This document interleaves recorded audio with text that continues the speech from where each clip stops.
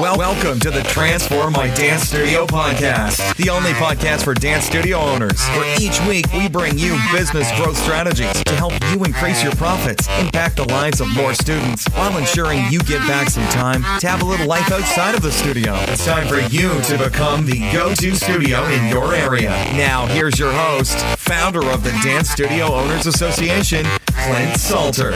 Hey there, dance studio owners. It's Clint Salter here, and welcome to another episode of the Transform My Dance Studio podcast. Today's guest is digital strategist and entrepreneur Adam Jaffrey. Now, Adam has spent the last 10 years, it's a long time, helping businesses with their marketing and digital strategies. He began his career working in advertising agencies, and he now works as an independent consultant. Adam is working with big corporates like Officeworks, Strike Bowling, Bupa, Seek, as well as SMEs and small business owners, like a lot of you studio owners that are listening. He specializes in digital strategy and really helping companies understand what on earth to do with digital marketing. He also has a podcast, so make sure you check it out. It's called Mate, Marketing, Advertising, Technology, and Entrepreneurship. Hello, Adam. Thanks for joining us. Hey, Clint. Thanks so much. So, Adam, start by telling our studio owners a little bit about what you do and how you help your clients.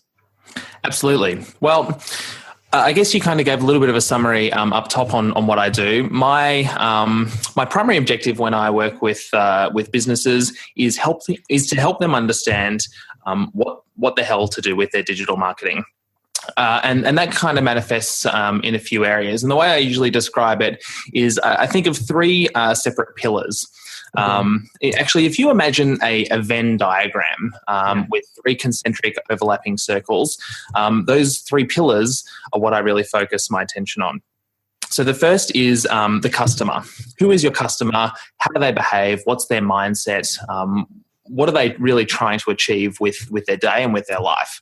The second is your business, your brand, your business objectives, your marketing objectives, and your financial objectives, how that kind of all fits together. And then the third is the technology. And my specialty is in digital marketing. So I think really in this realm about the technology of social media and websites and apps and all that kind of fun stuff. And really where I focus my attention is where those three things overlap. So I'm thinking about how the customer behaves, how we're going to contact them and interact with them through technology, and how that's going to achieve some sort of a business result for your business. Really, really concise, and it's great. And all of those things are what our studio owners need to be paying a lot of attention to if they want to stand out in the marketplace. Firstly, Adam, are you able to tell us the difference between advertising and marketing? Yeah, so this is kind of a bit of a common misconception, I think, that a lot of people think that they're the same thing. And if I kind of rewind back to when I studied marketing theory at university, there's a methodology, I suppose, which is called the marketing mix, or sometimes known as the 4 Ps of marketing. Mm-hmm. So the marketing mix comprises of product, price, promotion, and place. Now, only one of those is related to advertising. So, product really is what you do, what you sell. It's the thing that your customers are buying. Price is figuring out how much you're going to sell it for. That's obviously a marketing function. Promotion is advertising, and we'll come back to that in a minute. And then place is the way that you distribute that. Now, those 4 Ps relate to product-based businesses. And as I understand, dance studio owners are selling a service to their customers. So there's actually another 3 Ps that kind of got added on to that methodology. Those are physical evidence. So what is left behind after the service is completed, it's your physical premises, it's your signage, that kind of thing. People. So those are your staff and the way that they interact with customers, and then process. So in regards to a dance studio, that's the kind of the way that a session might run, or the methodologies that you teach your customers. So there's 4 Ps for product-based businesses, and there's 7 Ps for service-based businesses, and those are all the marketing functions. And like I said, promotion only one of those is what really explains the function of advertising. And I think we all know what advertising is. It's the things that we kind of tend to like to ignore. So it's TV ads or things that pop up in your way when you're trying to click on something on a website or whatever it may be. But that's essentially a really succinct way to explain advertising. Is it's a way for a brand to pay to get somebody's attention, their target customer's attention. So you are inserting a message into a particular channel. Maybe it's a billboard as you're driving down the road or whatever. You're paying for that media space and as a result paying for that attention. So it's kind of the difference between marketing and advertising. Marketing is a much broader business function and advertising is one subset, I guess the task, I suppose, within that. Yeah, totally. Great breakdown. Really helpful. Now, one of the things with our studio owners that they need to be creative around, even more now than ever, is really their branding and how they position themselves in the marketplace, because dance has never been so popular. There's more dance studios that are popping up. It feels like every day. And so how to stand out is a challenge that so many studio owners are facing. So when it comes to creating a brand, firstly, like what is a brand? Like, how can we make a brand tangible? How do we go about creating a brand? And then what steps should we be following to put it out there? And I know that's a big question. It is. And it's a really exciting one too, because I think a lot of even marketers in the profession and people that I speak to, a lot of people think that a brand is a logo, or a color scheme, or a word, or those kinds of things. But it's not. A brand is really something that is in the mind of your customer. A brand is a set of thoughts, feelings, associations, and attitudes towards something. And we can control some of that and try and influence it to make it feel like a positive association. And some things we can't control. And really the logo or the color scheme and those kinds of things are really just a way of reminding the customer about those thoughts, feelings, and associations. So if you think of a brand that we'll just use an abstract brand to I guess illustrate this point. Think of a brand, say like Apple. Yeah. So Clint, what do you think about the Apple brand?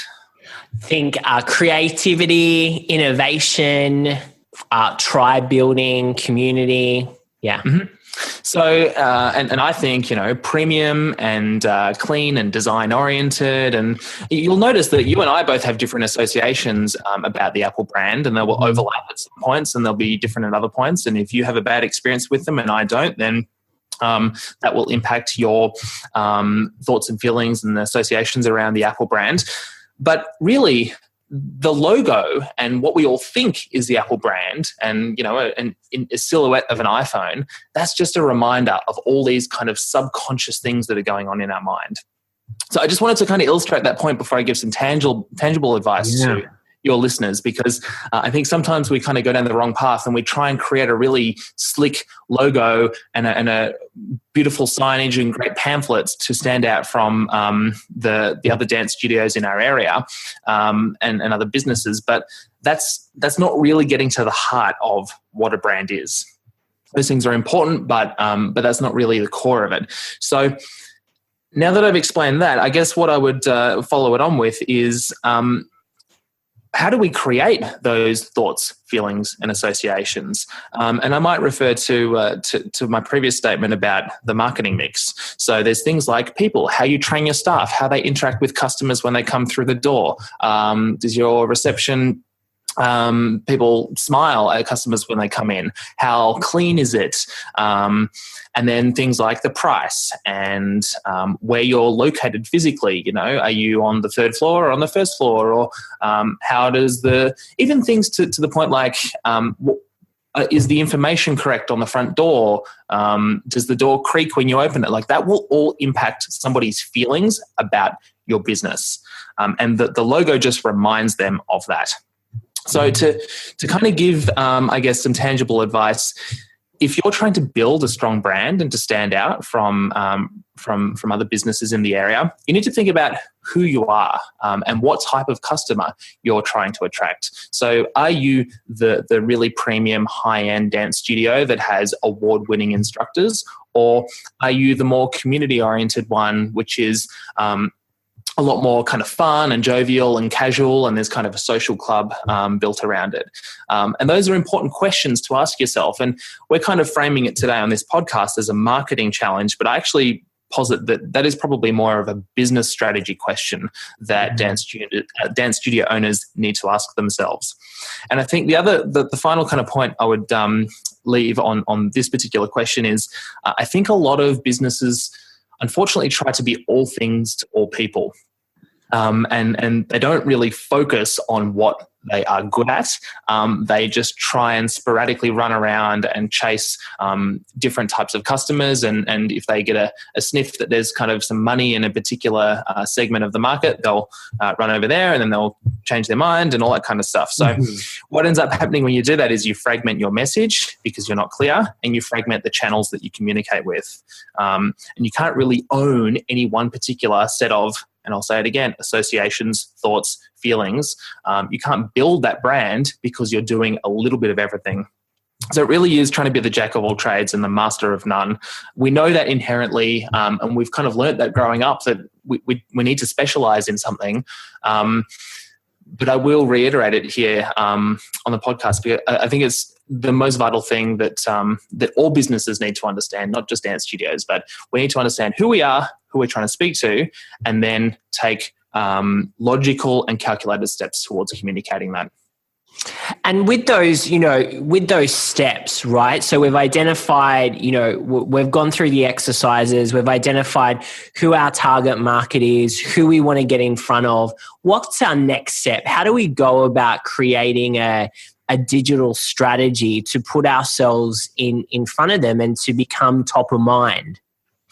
So, Clint, I would argue that it's not just a digital strategy that you need to probably think about. And whilst my expertise and my kind of consulting work is all about digital strategy, just take that back one step and go, all right, now if let's assume that we've decided on who we are and what our target customer is, and we've mapped out some kind of personas and that kind of thing. I really think the next step is not to necessarily jump straight to digital, but to think about and I'll take it right back to the very first thing I said on this episode. If we understand, remember we have 3 pillars, right? If we understand who our customer is, we understand what our brand is and our business. Then the last one is the technology, or the channel, I suppose. So where can we communicate with these people? Now, some examples might be.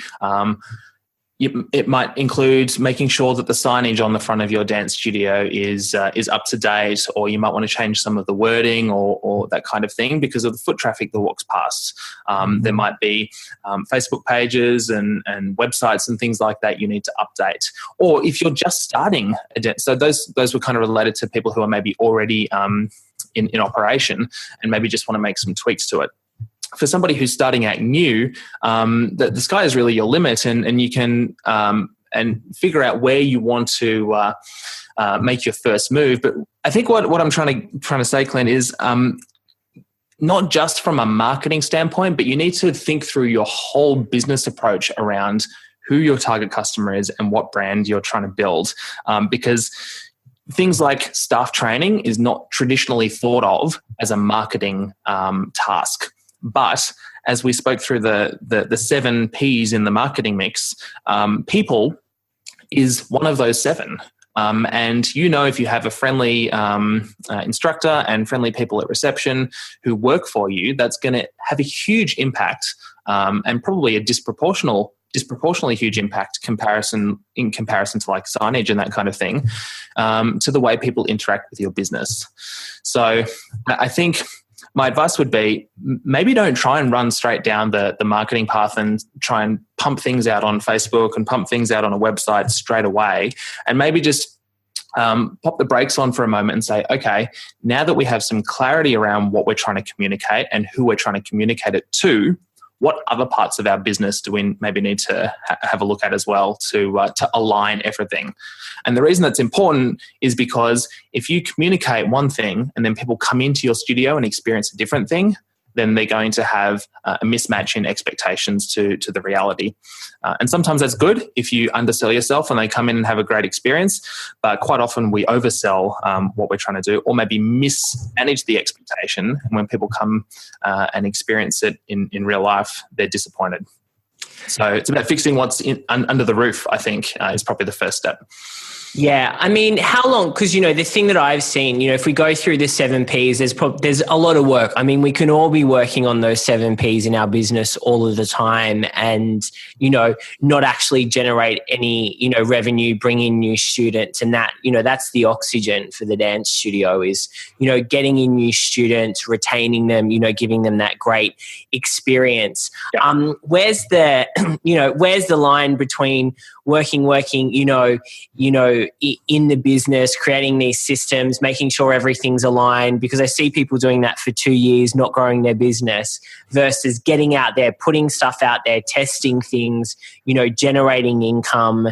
Like, how do you know what I'm saying? Like, how do you, yeah. I think what you're really getting at, Clint, is that it's great to get your business sleek and polished and understanding and all the systems in place, but you still need cash. I totally agree. Cash flow is the life of every single business. If you have no cash, you actually have no business, and you can't sustain to pay staff and pay rent and all that kind of stuff, let alone to pay yourself.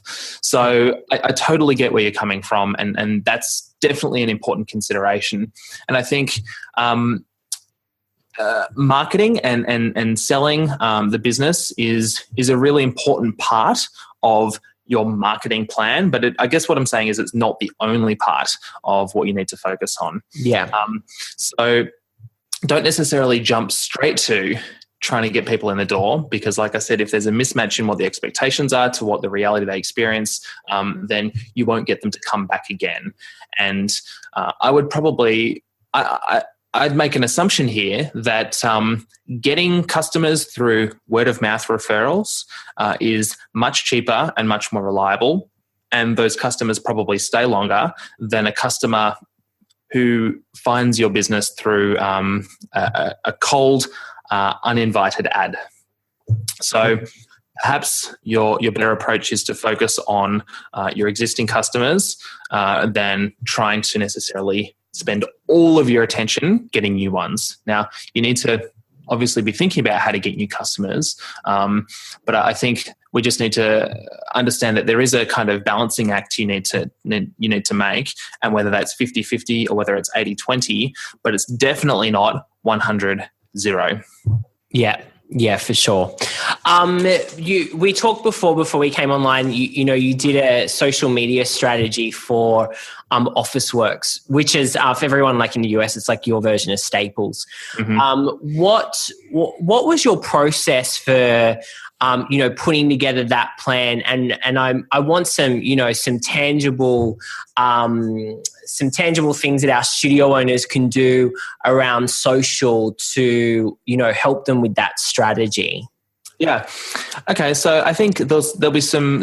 I'll give you a really quick summary, and some of the areas and some of the ways we approach this will overlap with your audience, and some may not, given that they were just such a big corporate brand. Sure. But I'll focus on the ones and the kind of tips that I think dance studio owners can take away from this discussion. So, Officeworks started the process of undertaking this overhaul of their social media approach after about a year of being on a number of different social channels. And I think their approach was actually very similar to what a small business was in the very beginning. They were trying lots of different channels, trying lots of different content. They were very sporadic with one campaign that they would do a lot of activity on Pinterest, for example, and then they wouldn't touch Pinterest for another 6 months.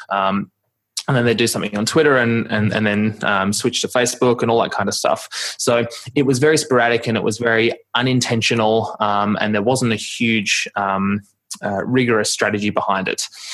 And I think that's that's actually not a bad place to start, and it's probably where a lot of dance studio owners are at this point as well. They're just dabbling in different channels and seeing what works and that kind of thing. And that's a really great way to learn and to get an understanding for how customers interact with you and how to use different channels. And that kind of thing. But at some point, and there was a trigger point for Officeworks where they wanted to, I guess, figure out if what they were doing was the right approach. So we ran a number of stakeholder workshops with them, and we did a huge amount of insights work and research into what types of content was working on all of their social channels, and what times of day seemed to work best, and what types of audiences were interacting with them on each channel. And I think these are the kind of things that the dance studio owners can definitely do. Have a look at your Facebook audience insights on your Facebook page and see what types of people like your page, interact with you, that kind of thing. You can look through the types of content that gets the most engagement. Is it videos? Is it images? Is it photos with people in them? Or is it photos with words overlaying? Or is it short, funny GIFs? Or these kinds of things, and getting a better understanding of how your content is performing is really fundamental to understanding what's going to be effective as a marketing message. So that's kind of the first step that we took, and then we wrote a whole strategy around what types of content and will work on what types of channels. So I think really that the takeaway from that example is if dance studio owners can look at the content that they're already producing and see what has been working. I think when you're running a business, you have a tendency to produce some content and upload something to the website and all that kind of stuff, and then you kind of set and forget. And that's just a virtue of being busy, and I understand that we're all dealing with that challenge. But sometimes it's good to take stock and pause and have a look at what has been performing well and what hasn't, and how we can reproduce the things that are working well, and maybe stop wasting our time on the things that aren't. Yeah, great advice there. I know that we're kind of running out of time, Adam. So what else would you love to share with our listeners when it comes to, the stuff that you're great at, which is digital marketing? So I think there's probably two other things that would be really useful to share with your audience. The first is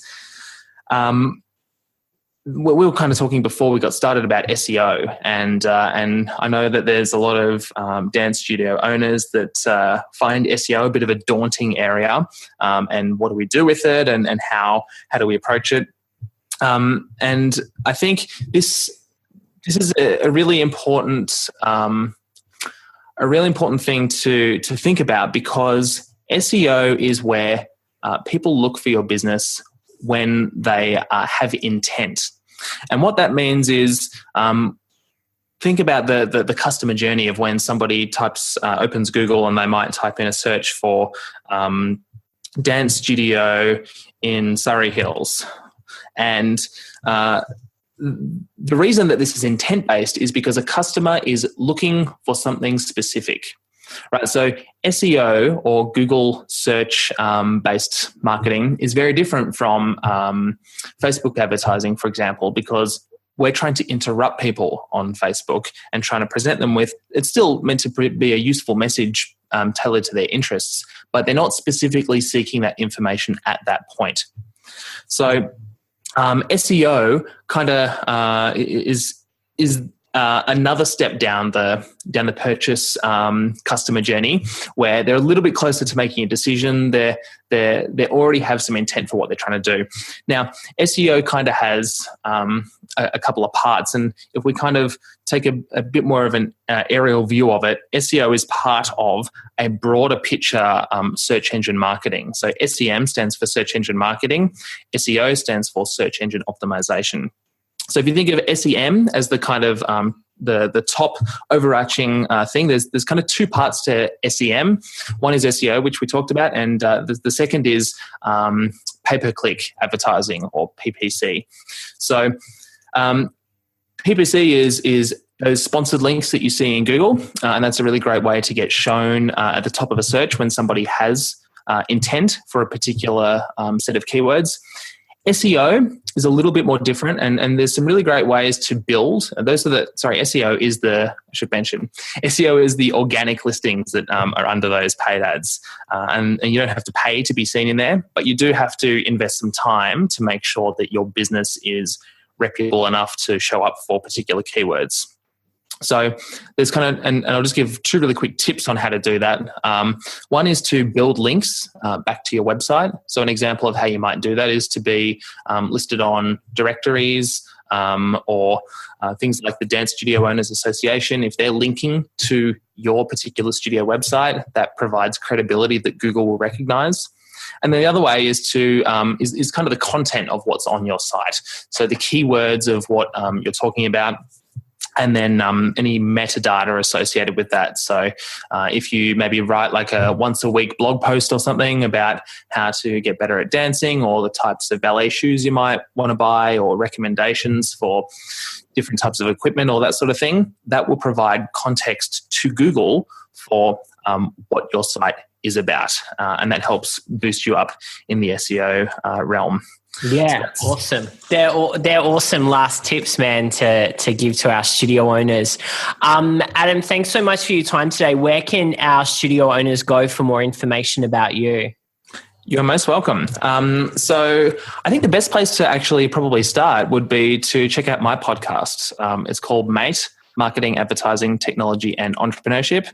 And it focuses on these issues and a number of others. And I speak to some of the smartest and most interesting people in each of those four areas in a conversational interview. And we really get to the heart of some big marketing challenges, how technology is changing the world, and what it really means for business. So I think that's probably the best place to start if you want to check out, and if you've got some value from today's episode, then that's where I recommend you go. Yeah, awesome. Well, Adam, thanks so much for chatting with us. Guys, check out his podcast, Mate, and we'll see you in our next episode. Thanks, Adam. You're most welcome. Thank you. Thank you for joining us today. For all the resource links from the show and to receive access to our free dance studio growth training, make sure you visit transformmydancestudio.com.